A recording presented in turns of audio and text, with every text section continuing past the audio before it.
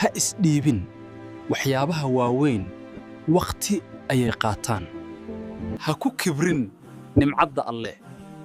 waxaa jiro malaayiin aan haysan waxa lagu hibeeyey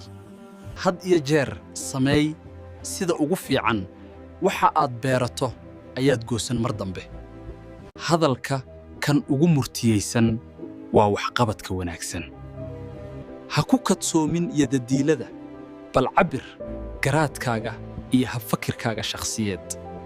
haddii aad xisaabin karto lacagtaada weli ogow ma tihid qani ee waxaad tahay faqri haddii aad barato cilmi nafsiga waxaad noqonaysaa qof xakamaysan oo adag hasiinin dadka wax ka badan xaqooda waayo ubuxu waa uu ku dhintaa biyaha badan haddii aadan u dhimanaynin darteed erayga xornimo ka saar qaamuuskaaga